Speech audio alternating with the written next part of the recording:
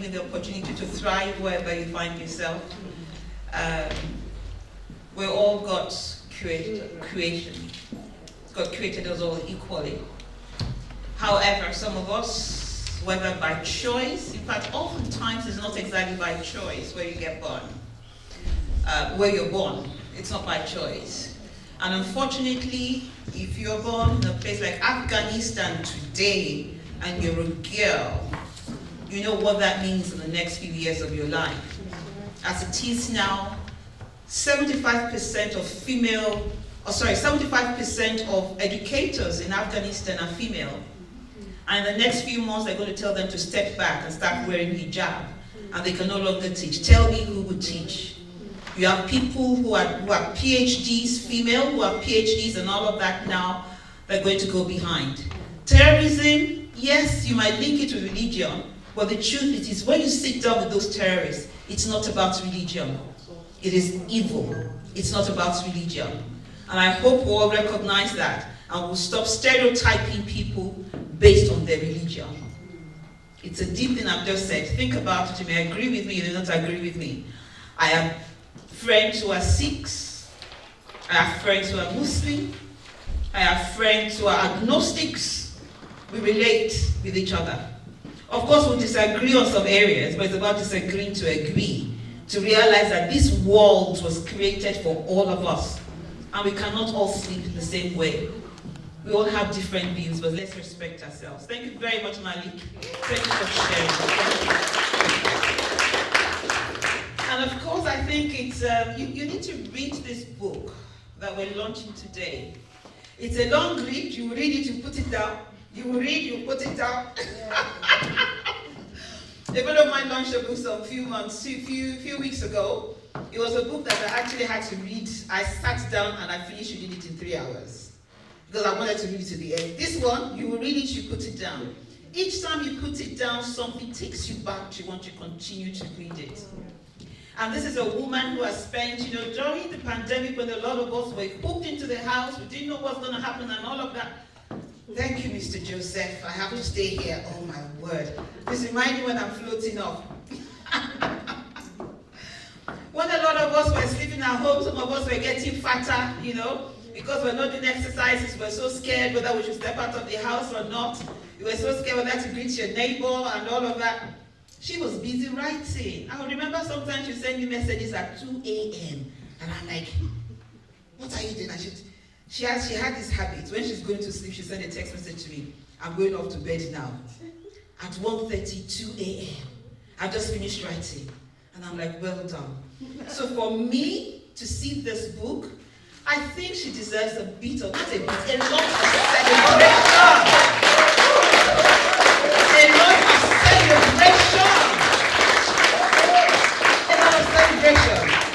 And on that note, there are two things I know my friend likes. I love this woman and she knows I love her. There are two things. One of the main things. Who can tell us one of the things she loves? She likes to dance. Ah, you are one of her best friends then.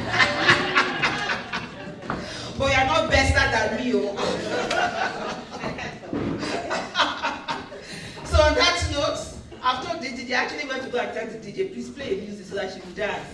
And she has this style of dancing. She has this way. You see her style. She gets totally lost when she's dancing. Absolutely lost. So on that note, one of her favorite songs is Oju Elegba. By Whiskey. Whiskey Oju Elegba.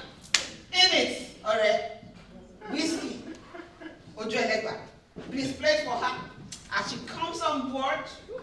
And I'm going to dance with you because this is celebrating you. Celebrating the star that you are. Celebrating the hard work that you put in the last few months. I thought people were standing to recognize her. Let's celebrate. Over to you, DJ.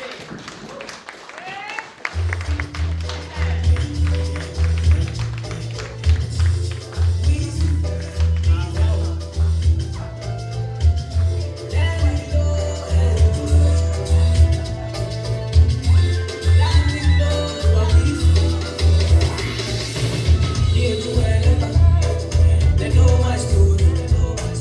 From old dogs to I be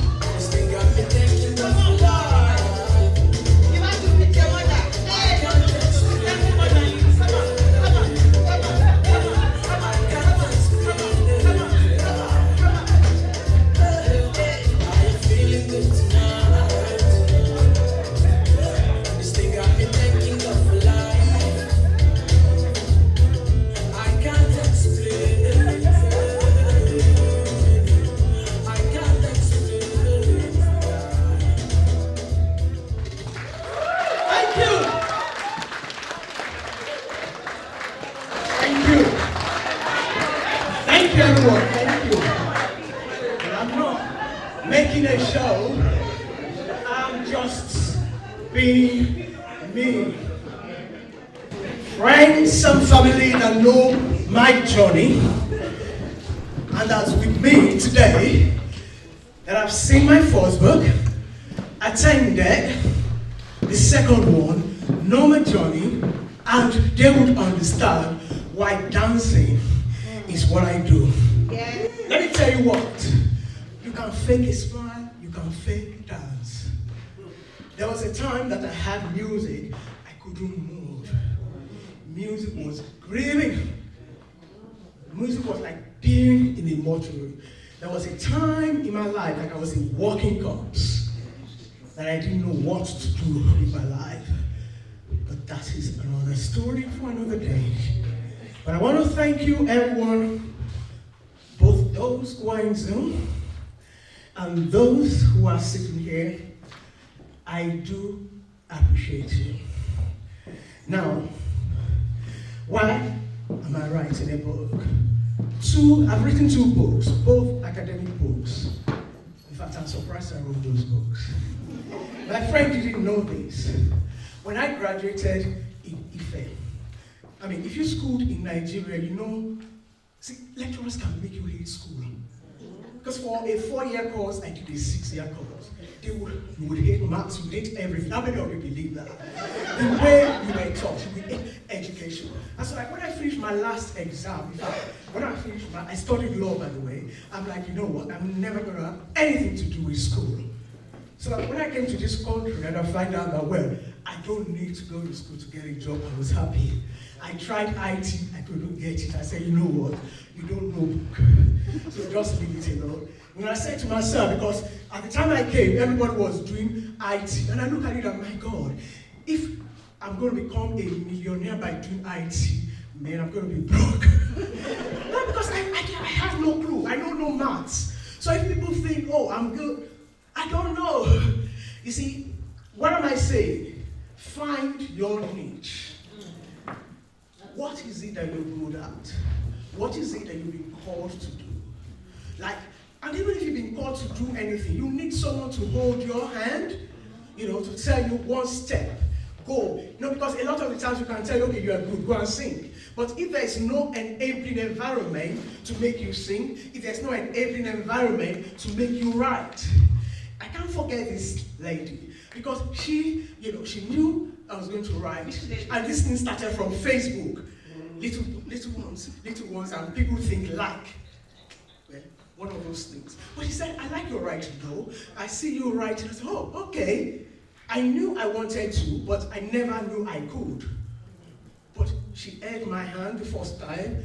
You know, Africans in the UK was the first one. She looked at it, proofread, and said, you know what, you need to give this to an editor. And then, I mean, we had the book. Then the second one, Globalization, Global Security, came out. But guess what? I wasn't satisfied. And let me tell you why I wasn't satisfied.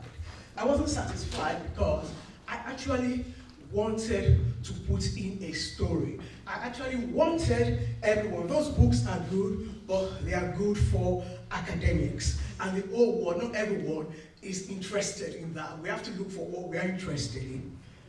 So, December 2019, I scribbled just 1,000 words, and I write on my phone. And then I told my friend, I'm writing. And I told my sister, I'm writing. Oh, okay, good. So I remember last year, during lockdown, of course, I was in a place where you still have to walk, but not as much at that time. Because lockdown, nobody knew what was happening. Then I started writing. Then I finished. I said, okay, there's 10,000 words. And I sent it to my sister. You know, my sister Larry is sitting there. I sent it to her because she knew I could write.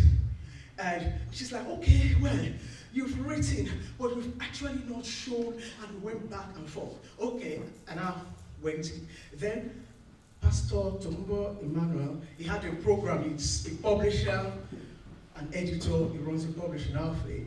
So he had a program, a 3-day program, and I sat on it. And I looked at everything that I read. I said, you know what? Scissors. What did I do? I tore it apart, and I started all over again to write that. And that is me. I could cover, I am not exaggerating, 10,000 words in a day. That book is about 492 pages. I wrote this, believe you me, between, when did you have that program? August, between August and December. That is how I wrote it. Changing everything. And I mean, he's the kind of man that's very patient. If he wasn't a patient man, we wouldn't have that book. Because he would say, no, Olivia, why don't you just do this? And I would come back with 2,000, 3,000 words that he has to re-edit again. Why can't I just write 200 words? Why must it be 2,000, 3,000 words? But he will look at it as, oh, you have to start again. And he did that. And I'm so grateful. But you see, what I want to leave with us today is it's never too late. You see, I grew up in a house that I knew nothing more to do than to write. I remember holidays when we were in secondary school. I went to the boarding school, and then you get to, after a day or two, my parents are talking about you. Go and read your books. Yes, I've finished reading my books. Then they will show all the encyclopedias, and you will read all the volume 1, volume 2. Then you read Guinness Book of Records, and then again, after reading that, you go to the store and pick up all the novels. For me, I thought something was wrong with me when I was in secondary school. Do you know why? Because a lot of ladies read Mills and Boon, and I didn't like Mills and Boon. I thought something was wrong with me. Everybody Mills and Boon, Mills and Boon. Why am I not reading Mills and Boon? You know, everybody Mills and Boon. But I read, what did I read? Jeffrey Archer. I read Sidney Sheldon. I read Agatha Christie. I spent more time watching horror movies. I don't know why, but that was me. Now, fast forward to where we are. Identity is one of the, something that we should find out who we are, whether you are white, blue, or green. Because if you don't know who you are, the nation will define you, friends will define you, children, spouses, mother will define you. And this book is just about identity, someone discovering who they are, no matter where you are. See, if you look at the agenda, it says thriving in a world of inequality. This is the world we live in. We can't change it. But despite everything that is happening, you can't change how you respond to it, how you succeed. For me, let me tell you what. My breakthrough, she knows, my sister knows. My breakthrough is not, oh, somebody doing something somewhere. My breakthrough is that when I sit down and say, you know what, this weekend, I'm going to bring in 5,000 words, face it non-stop. I'm not going to sleep. I go on my caffeine and I get it. And I face it. And then when I finish it, was my success. I remember the day he told me that, oh, your book is on Amazon, and I checked it. I danced. I was someone's birthday. I danced. We think I won the lottery. That is me. I've always believed that you gotta define your success. If you don't define your success, what is success to you? If you don't find that, you will forever be miserable. On that note, I'm going to give it back to my chair, and thank you so much.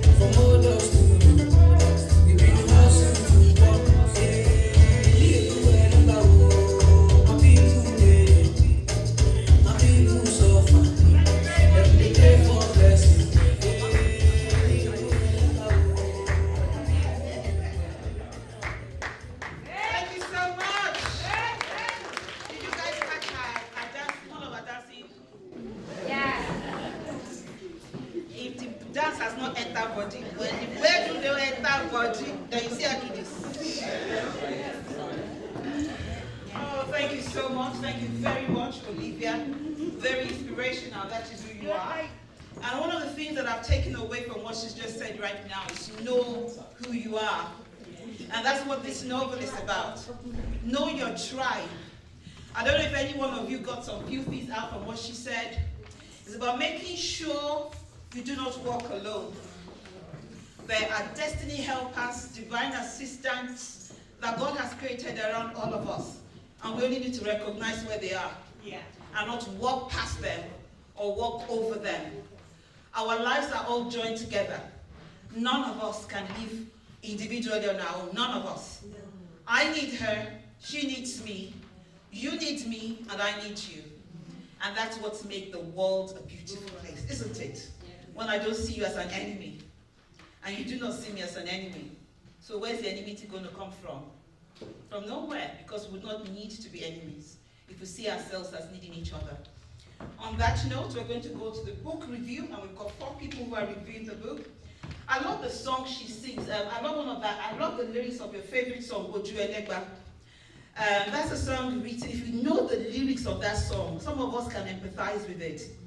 That song was, I think, was the first one sang by Whiskey, wasn't it? That was his first breakthrough. Okay, it wasn't. Okay, DJ, you're correct. One of my favorites, and I think one of his earliest. He used to. Whiskey is the biggest African artist at the moment. Big. He's just on a duet alongside with Justin Bieber. And this was a guy who used to hang out. You know, if you go to the studios, you see the hangout, the hanger-ons outside. And the big guys are usually inside. They don't even allow them inside. He sang that song remembering a time when he used to hang around Murdoch's studio at Oju Elegba, when he was nobody. Those who were big then are looking at him all the way. They're looking at him ahead. And that just shows you how life is. And the need why we need to be careful how we treat each other. Because you might be up today, you don't know where you'll be tomorrow. The person you're looking down on today, you don't know where they'll be tomorrow. So treat me well. You never know. I might be the next Prime Minister. You didn't get that joke? My kids tell me that my jokes are very dry, but I don't think so. I don't think so. They actually separated. They told me that, Mom, you have a good sense of humor, but your jokes are dry. And I asked them, please explain what's the difference. They said, well, when people say funny things, you catch it very quickly.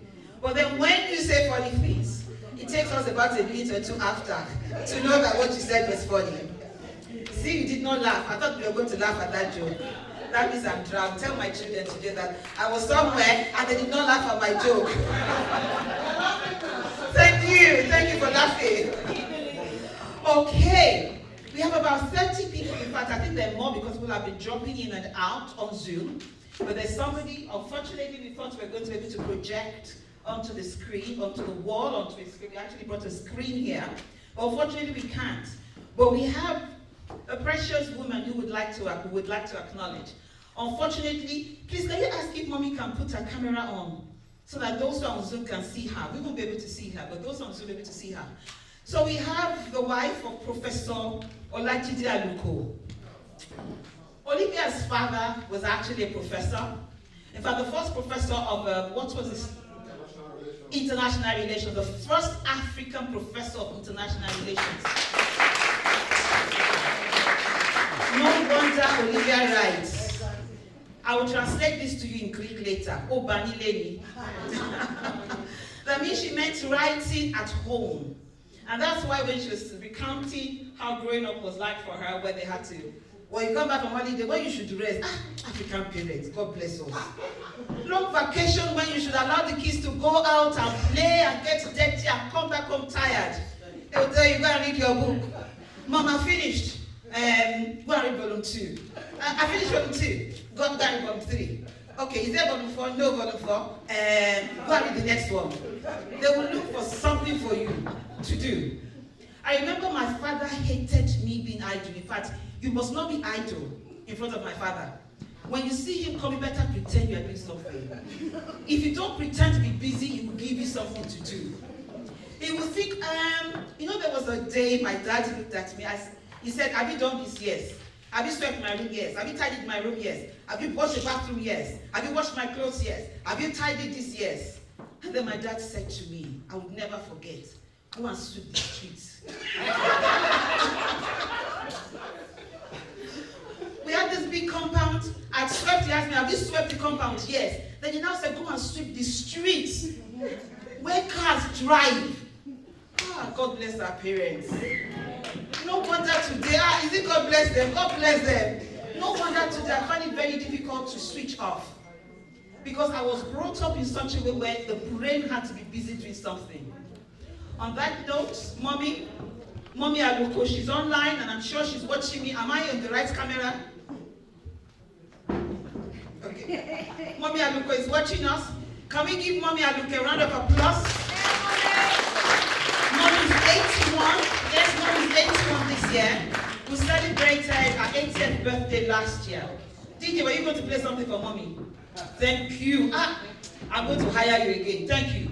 Please, let's play something nice for Mommy. Okay, I should wait. Should I give one joke while we're waiting? Nah, they're tired of my jokes. I actually have one joke. I'll keep that till later. Okay, while we're doing that, Sophia, could you get ready? You're going to do the first book review. And I don't know how many minutes. Sophia is the baby of the house now, aren't you? Me? No, you're not the baby. Who is the baby? Deepe. No, I'm not the baby. Deepe is the baby, isn't it? Yes. Oh, fantastic. Come on, you want to dance? Do you want DJ now? Which one are we waiting for? The one for Mommy or the one for Sophia? Shall I come ready? Oh, don't, please just go back. Go back to your seat. I want you to dance. Representing Mommy.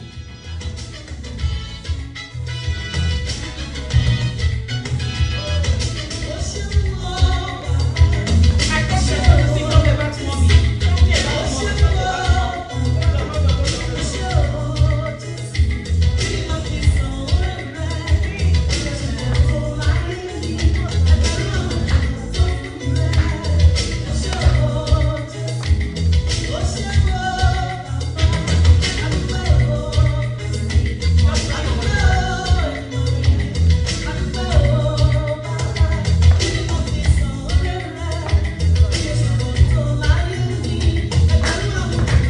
Thank you, DJ. Thank you.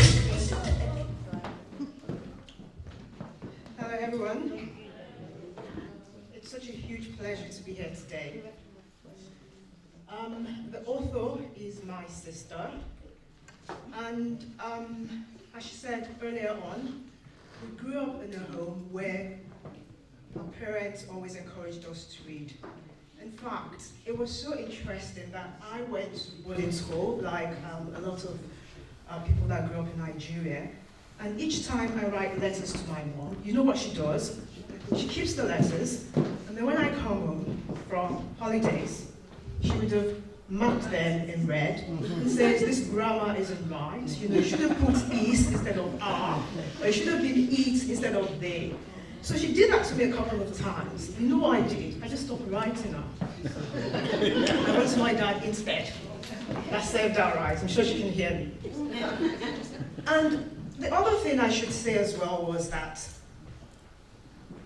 when I was in primary school, just before the age of 10, I started to develop interest in non-fiction stories. And I read lots of books. Of course, the books I read were the ones my sister read. So I read Jeffrey Archer, I read Agatha Christie, I read Jackie Collins. A young girl shouldn't be reading Jackie Collins, but I read Jackie Collins and I learned a few things. So when my friends were reading Mills and Boon's Pace Setters, I never read those books because they were just, I didn't find them interesting. They were not really as intellectually stimulating as the other books I read. So I grew up reading really big, fat novels. So when my sister told me that she was writing a novel, because I knew that she had a novel in her, she's always been a storyteller. She's the only one in her family that's got a really interesting, I would say, imagination, very vivid, right? So she retells a story to you. You would be there, you're like, this is quite interesting because what I saw was a little bit different, but she just got a really vivid imagination. So I think that's a gift, I would say. She's moving around. So when she said she was going to read, and she sent me a draft copy of the book. Now I read it and I said, well, this is interesting because I wanted to encourage her. I'm not a novelist, I haven't written any book before. I can't even write more than maybe 1,000 words. The last I think I wrote about maybe 3,000 pages for my project, and that was about it. So that's not necessarily a gift for me, but I know what a good story looks like. So I said to her, you need to show your story, don't tell your story. So rather than say, I'm feeling cold, say that I had goosebumps and I had to wrap myself in a warm blanket. So you're showing the story. So the person that is reading it jumps out, they can experience it. So she went back and then she read it, she rewrote it, and I think she met the very patient editor who helped her along the way. And then in terms of the title of the book, oh my goodness. Getting the title of a book you would think is easy. It's not, I can assure you. So we went through many, many cycles, and I said, you need something that will grab the attention. You need something that when someone reads the cover and they see the book, it tells them what's in the story. They don't really even need to read the story. And I think from the feedback we've heard so far, what people say is, just looking at the book, Life in the Abrodi, and the images, it just tells you what's in the story. Right. Okay, so now to this story, in terms of the review of the book, I think my sister here was right, Sister Ladi, about it's a book that you pull down, but it draws you, and then you keep reading this. I think I read it over a couple of weeks. And when I started reading the book, I said to my sister, I said, this Akon character is not a very nice person, is he? And she said, why? I said, well, I mean, the guy's just out of order, right? But the reality is, this is whilst it's fiction, it's a reflection of some of the attributes of people in the culture and the country where I'm originally from, or where we're originally from, which is Nigeria.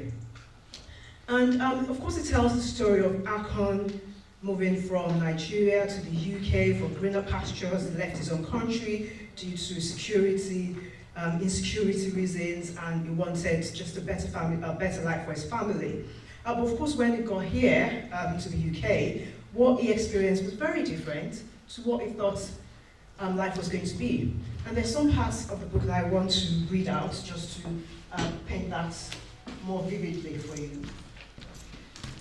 So Akon had a friend who had discouraged him from moving to the UK. And why did the friend discourage him? Because Akon actually had a good job in Nigeria. He was from, I would say, upper middle class family, and it all seemed to be going well for him. So there didn't seem to be an urgent need for him to leave his home country, Nigeria. But nevertheless, they had a series of armed robbery attacks with guns pointing at them at home. There was a lot of insecurity, so he had to leave. Now, so his friend was saying to him that when you come into the UK, although you were a professional in Nigeria, no one really cares about your degree and everything, right? So you have to start from the bottom. And this bottom doesn't mean that you're starting as an office clerk, which would have been great. No, you're going to start as a cleaner, right? You're going to start as a cleaner. You're going to start as someone that didn't even have a GCSE. It is tragic, but that's the reality and experience of many migrants that have chosen to leave their home country by choice or by whatever reason to move into a different country. Now, this is what he said to his friend. He said, I did not enter this country through the back door, right? He said, my visa says HSMP. What does that mean? It means I'm a highly skilled migrant professional. The UK government ran this scheme, I think about 15, 16 years ago, and many people from Africa, India, Asia moved into the UK, hoping to get a proper professional job so that they can settle down and be a part of the society, integrate, and reap the rewards of their hard work. But it wasn't so for many people. So that was one of the things. Then another thing I wanted to say was, Akon was talking to his friend Kay. And Ako could not understand how hard it could be to find a professional role. 1 minute, okay. So,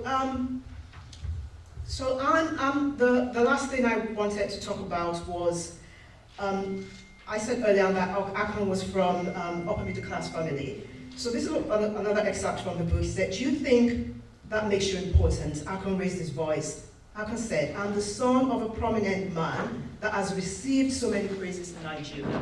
You know what his friend says? His friend says, "You were. We are nothing here." So on that note, one last thing I would say is, there has been talks about identity, finding what your identity is. But as migrants, what happens to most of us is you actually lose your identity, because the culture that you're used to, that served you all part of your life, you lose it because you just don't always have that sense of belonging. So you have to start from scratch and then discover who you are again. So on that note, I think I would encourage those that haven't read the book to get a copy, read it, understand the experiences of migrants. If you are local, UK, understand what it is to be a migrant. And if you are somebody that is in abroad, outside the UK, and you want to come to UK, then read that book as well, because you really understand the experience. I think it's for everyone. Thank you.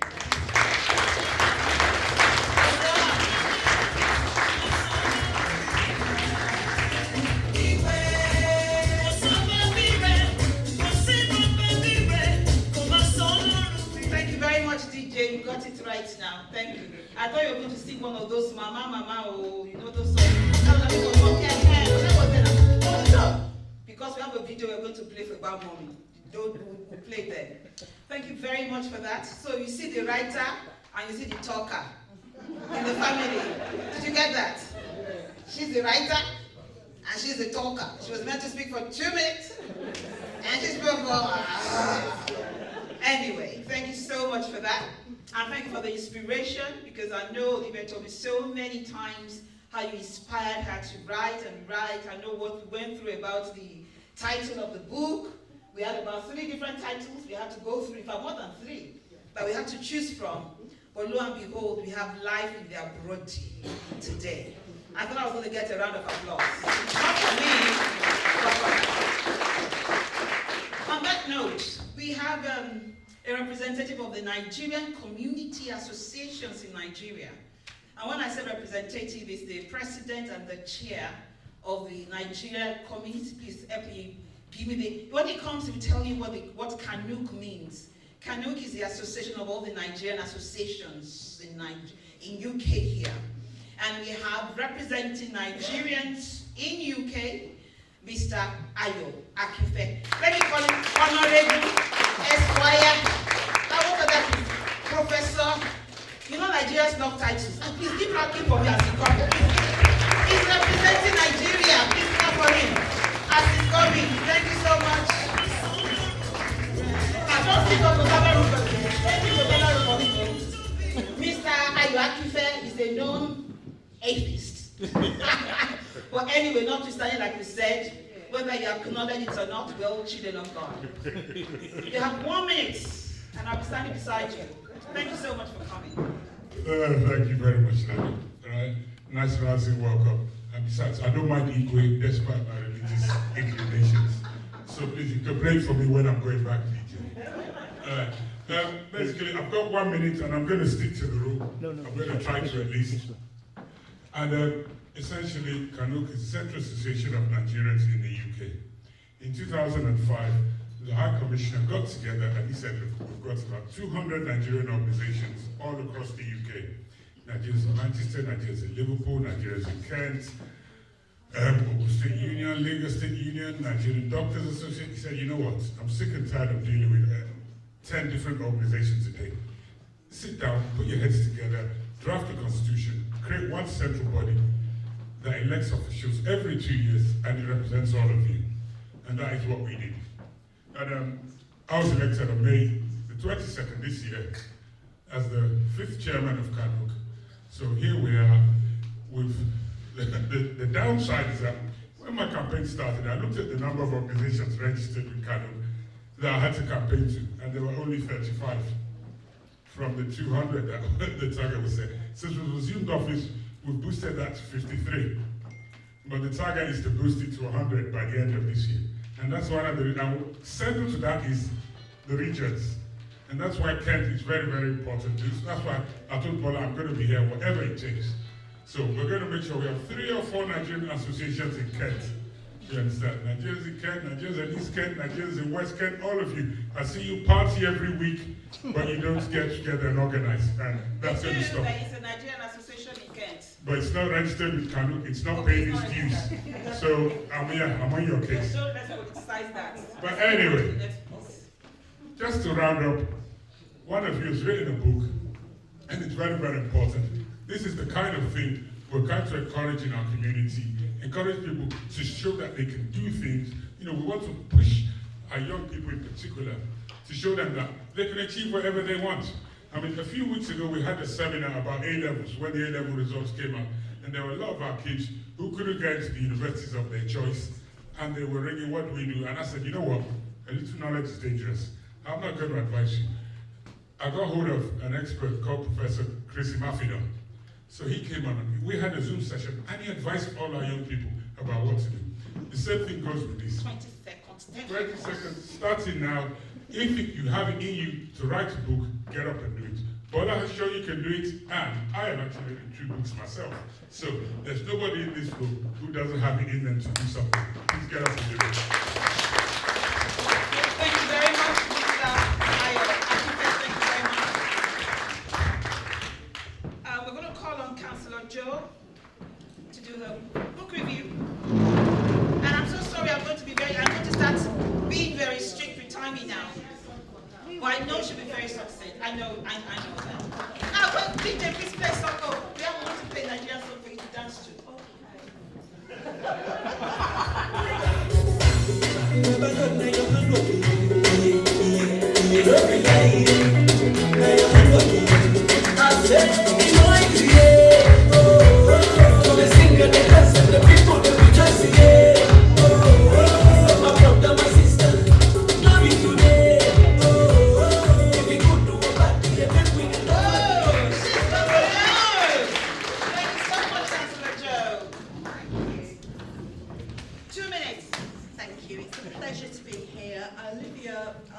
Excuse me. Thank you. Okay. I've known Olivia for a number of years now. She's a friend and actually a legend, because actually it's not easy. It's not easy to overcome. And I love Olivia's book because it's about overcoming tragedy, but you thrive. You rise and you thrive. You go on a journey, doors close, but you find some way to meander around and open them. And also, you rise. For me, following on from her sister, the story for me is about a woman. The woman in the story deals with so much: domestic violence, incest, a woman in a man's world. But still, she finds the courage not only to look after her family, but to rise and support herself. Now, education is always the way to liberation. But in this book, it's about compassion. It's about social justice. It's about unity, equality, and strength. Nobody wants to go anywhere else. But you go because you want a better life, you want aspiration. I'm really sorry, I'm a bit nervous. You want aspiration. And my dad couldn't get a job. He was mixed race, half Jamaican and half Irish. We ended up in the Caribbean recruiting nurses and bus drivers. And we came back, and he still couldn't get a job. We ended up at Lancaster University. He got his master's degree and finally got a job for Afro-Caribbean education in Brixton, and we settled in Greenwich. But by this time, he was nearly 40, and what was his barriers? His barriers were culture, and actually, people need to live as a community. We're all one race, and that's the human race.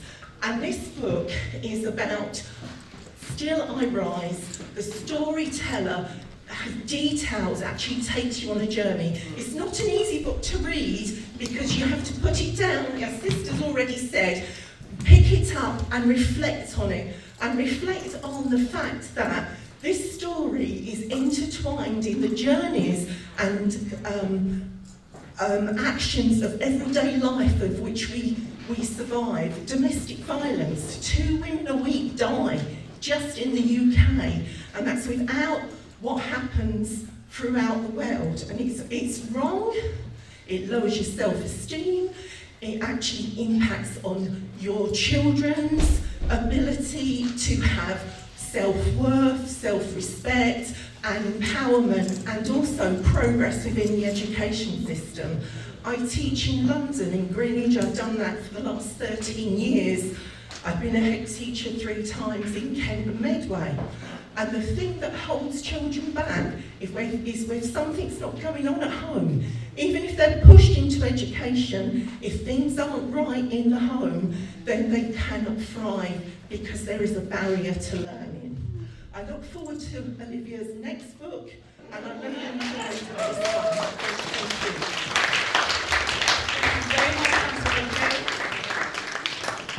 Thank you. Thank you for mentioning one of the key streams. I use the word stream. If you read this book, you don't understand what I mean by streams. You need to read it with an inner eye. It's the kind of book where you read and you have to read 2 times. So there's a stream about education. Am I right, Mr. Joe? Fantastic. I'm asking so I stay in the right place. There's a stream about education, and what Councillor Joe said now is really absolutely right, and that's the fact that if things are not right at home, for those who have read the book, what is the name of that boy that things were not right at home? You get a prize. Can we clap for her?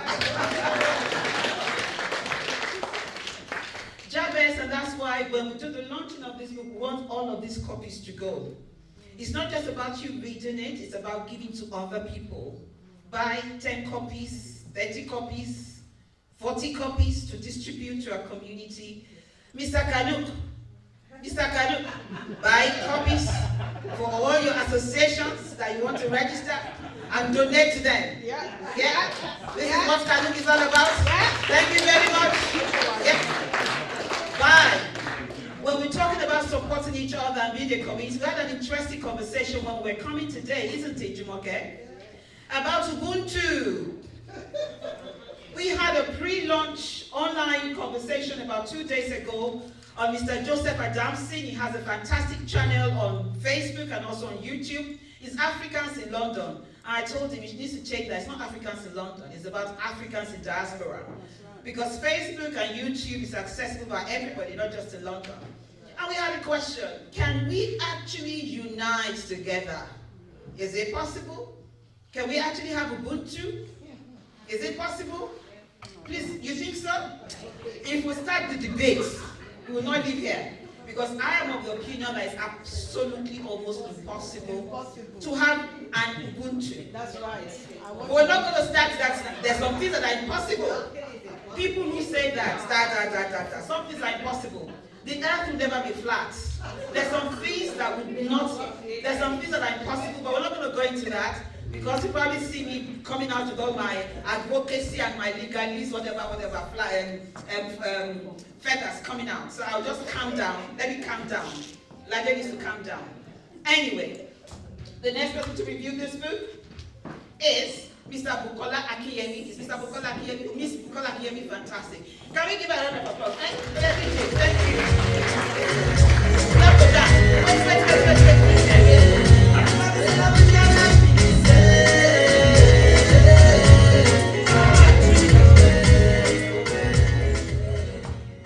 Hello everyone, thank you very much for this opportunity. I read this book, Life in Abrodi.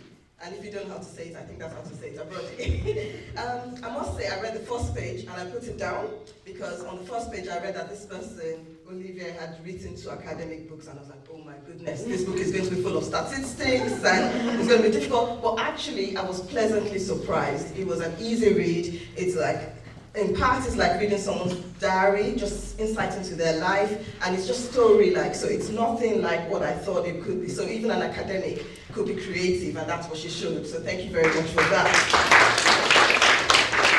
So most people have said that it's a novel that's immigration stories, mainly from Akon and Lara, who are a married couple. Akon was a successful professional who left Nigeria to seek a better life. We've all talked about that. But one of the things I liked about this book is that we also got insights into other people, like Joro, who is from Kenya in Nairobi, and there were parts about Nairobi in it. So even though it's mainly about a couple from Nigeria, we got insights into life in Nairobi in the book as well, which is really, really good. I like traveling through books, and that gave you insights into even another country. There was also a very, very colorful character, Greg, in there, who was Jamaican from the Caribbean. So it was lovely that you could see different people. So different types of people living in diaspora. It was different experiences coming together.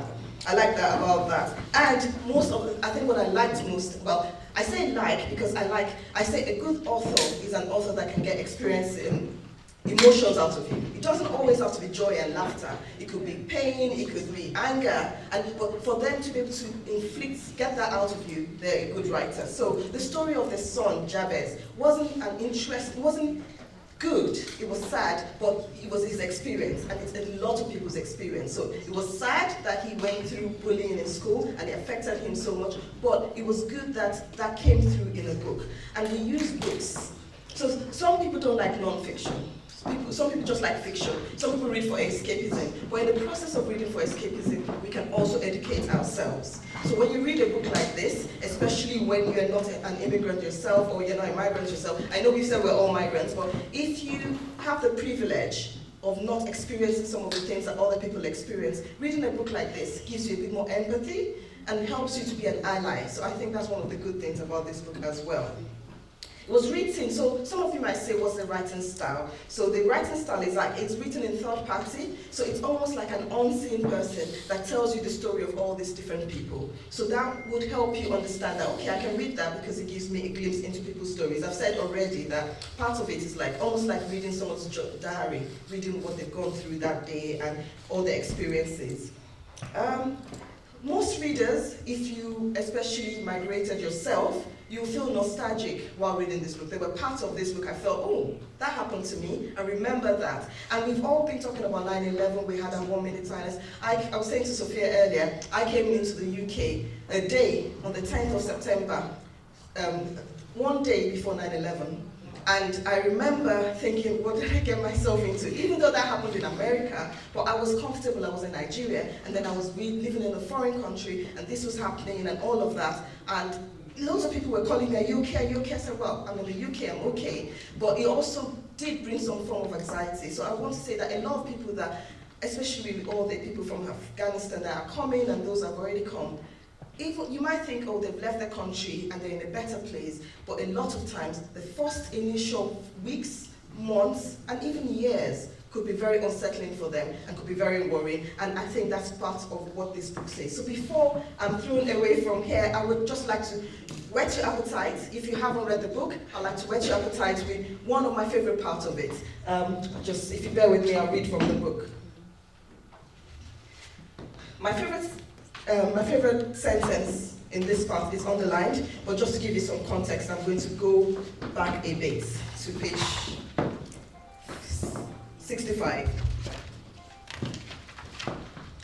So, it says, the cold, merciless wind whipped Akon's face as he hurried to the bus stop. He pulled his coat tighter around his body, hunching his shoulders. He needed to get home as soon as possible. He was sure he would freeze up on the pavement.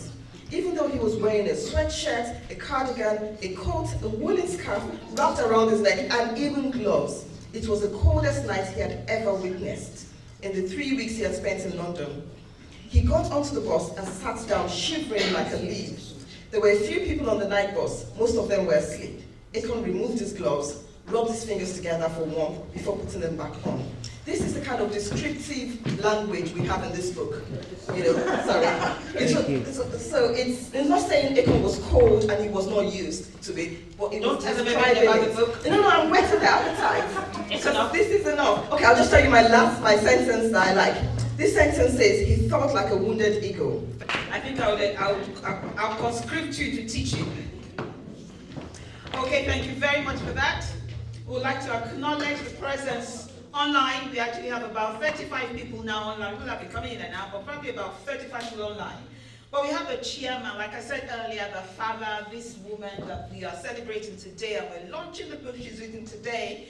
She's a daughter of a professor, the first professor of international relations in Africa. The dad died how many years ago now? 30 years ago. 30 years ago. And a foundation was formed, I think, about how many years ago was the foundation formed? 7 years ago, thank you. And there's a chair of that foundation. It's Professor Soji Akomolafe is online. We'd like to say thank you very much for joining this evening, sir. Thank you very much. He's the chairman. Thank you. Is somebody clapping? Thank you. Thank you. He's the chairman of the Olajide Aluko Foundation. One thing that amazes me about this woman is how she changes her name. Have you guys noticed? 1 minute she's Bola. Another minute she's Olivia. Another minute on Facebook now she's put Olivia Green. I think she's taking Olivia out. But whatever it is, her father's name remains the same. And it's Professor Olajide Aluko. Can we give him a round of applause? He's not here, but we recognize the inputs in the early years, because whatever she is today, she already said it. It was an input of her upbringing, the fact that she never, ever was allowed to play around until she got to university. And I know that she shared some of the stories, some of the stories of what she did when she left home. She used to be a DJ, you know. Can you guys believe it? She used to be a DJ. She used to be a DJ with a large collection of music. Fantastic. And I'm just going to quickly read from the back. I'm reading this now because it is tantalizing, also because it leads a little bit. I forgot to introduce myself. My apologies at the beginning. I should have done that, shouldn't I? Okay. Before. Okay. My name is Lade Hepsiba Olubemi. I wear many hats, but today I'm an MC. I'm also, it appears I'm being popular now, or it's not popular now for me to be a book launcher. Because I help people raise money very, very well. I help authors raise money. And that's what we're going to do. That's the next thing we're doing now. Because these books have to go. And when I talk about I help people raise money, I'm also an author myself. I've written books I love to read. And I know that one of the things that we can do to leave a legacy of all of the intelligence and the wisdom that God has given us is by putting it down. In the olden days in Africa, one of the ways in which we allowed history to continue was storytelling. I remember when my grandmother, and some of you probably would see along with this story, when my grandmother used to come visit us every summer, this woman would sit us down. Hey, Mama Ifewara. She would sit down, the same story she told us last year. She will repeat it. Do you remember the time of the war of Kiniko Kuruji? The war of this one. When they constructed this road, she would remember it word for word and never ever miss any. Every single year, every single time she came. And that was the way in which history was passed down from generation to generation. Unfortunately, a lot of us don't have those kind of memories again. Ask me what happened November 6th, 1998. I cannot remember. But there's a way in which you can remember when you write things down. And that is why in our generation it's important for us to write things down. And that was why I encouraged Olivia when she told me she writes. When she was talking earlier, she said, she told me to write. I asked her who. I pushed this woman because I knew she had a lot on the inside of her. A lot that had been pushed aside by a lot of people. People had seen her and rejected her and waiting for her to write a life story. This book is about migration, but there is a story behind this woman. There is a fantastic story behind this woman. You only need to know a tenth of what she's been through. This woman who is looking so beautiful and dazzling today was somebody who about 7 years ago, you walk past her on the street You would not even want to be associated with her because of the pressure and the trauma she had gone through. We're going to read that. Maybe that will be our next novel, but I'm pushing her to write that. We need to hear that. Thank you. You have to write it. The story of rejection, the story of domestic abuse, spiritual abuse, financial abuse, communal abuse, and how you can turn that around for good. That is this woman. And that's why I celebrate you today. 5 years ago when I met you, or how many years ago, I saw that. 7 years ago, I saw that in her.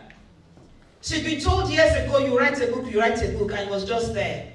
And I stood on her neck that you must write this. I believe in you. Even when people have told you, they called her all kinds of names, but they said she was weird. And she accepted the name. I said, you are not weird. You're unique. Because we're all unique. You don't have to dress the way I dress. You don't have to speak the way I speak. And I love your style, Olivia. Absolutely love your style. Look at her signature haircut. I love it. Look at her signature haircut. Absolutely unique. And that is what we need to. That's it. It's the fact that we're all diverse and we need to celebrate each other. You can never be me and I can never be you. I'm a speaker. I can talk. I can whip a crowd into frenzy. I can write. But she's a writer.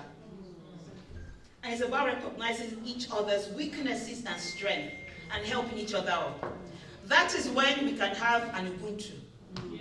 But for as long as we look down on each other, that's why this book today is not just about the book.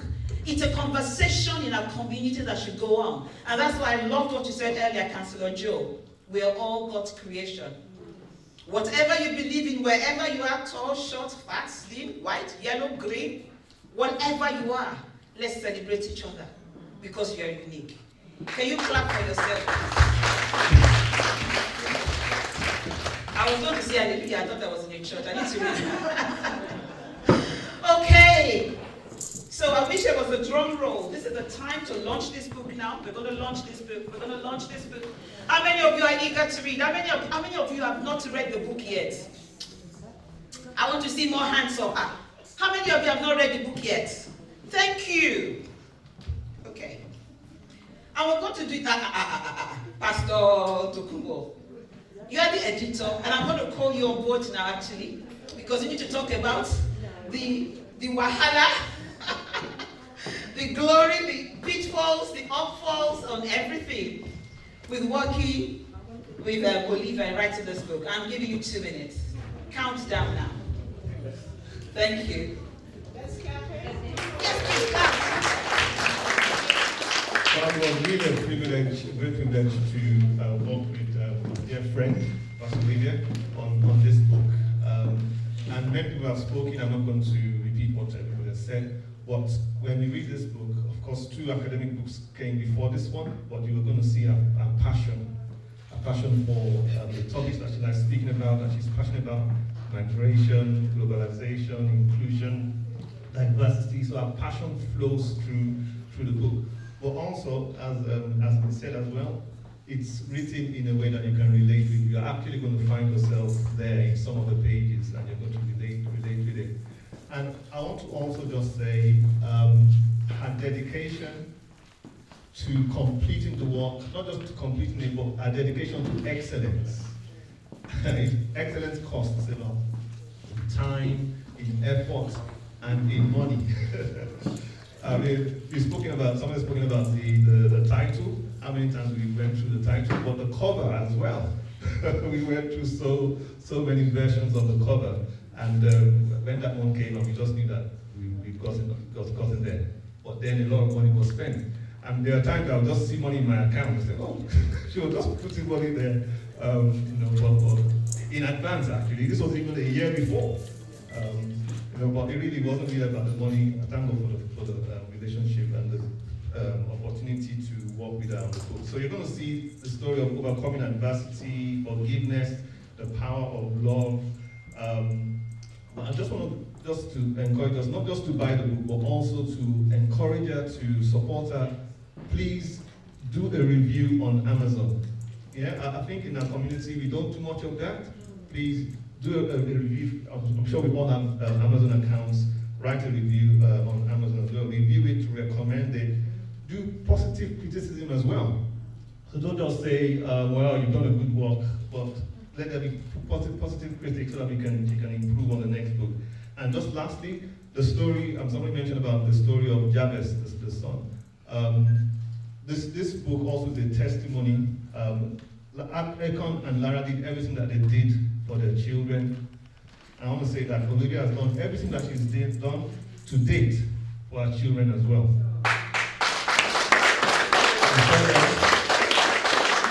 They came out to dance with her, and I'm sure they're so proud of her as she is proud of them. God bless.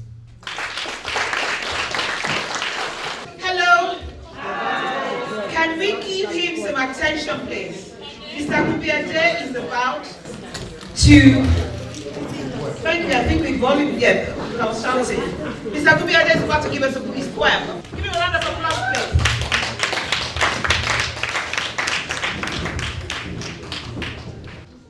Mama, I have bags under my eyes the size of a mole. A dryness in my throat from a lifetime of wailing, regretting my luck. And guess who I blame, Mama? I blame you. I love you, Mama. I would never disrespect you. You're a great mother. Always have been. Growing up, I never wore a shoe with a sole riddled with holes. Never cried because I craved affection. If I ever had to choose again, I would choose you. Still, I blame you, Mama. I was a 3-month-old fetus when you finished your studies in Sheffield. If only you'd waited another 6 months, I too would have been born in Queen's own country, with attending perks. But you rushed off to rejoin Papa, not minding that your choice to birth me in this unfortunate country, when I could have, should have been born in Sheffield, may just be my worst misfortune. I blame you, Mama. As I lay on my bed in this dreadful burns and trauma unit, I am plagued by thoughts of what might have been. If I was an NHS patient, would I be in blackout for 4 days? Living this stuffy ward in darkness, candles in the hallways to provide shades of light, a nurse nastily grabbing my phone because she needs a flashlight to attend to a screaming patient. Would I remain without running water, leaving me sweltering and stinking, making me wonder if the hospital is trying to heal me or kill me? Would I be a feasting ground for fearless mosquitoes covered in bites down my arm? I blame you, Mama. The nights are the worst. The heat is so painfully unbearable. Even with sedatives in my system, I'm soon awake. Burns don't like heat, Mama. I have been treated for severe heat rash, twice for malaria and once for diarrhea. No thanks to meals cooked with unsavory water. I am sorry, Mama, but I blame you. But are you really to blame, Mama? If I blame you, do I not ignore the sins of our soulless politicians who really don't care? Their colds and headaches are treated in the best hospitals around the world, flown out in private planes paid for by taxpayers, with us left at the mercy of the hospitals they so neglected. So you see, Mama, I do not want to blame you, but I find myself doing so. I would not give a damn about our selfish politicians and shenanigans. If only, Mama, you had waited 6 more months. Your loving son.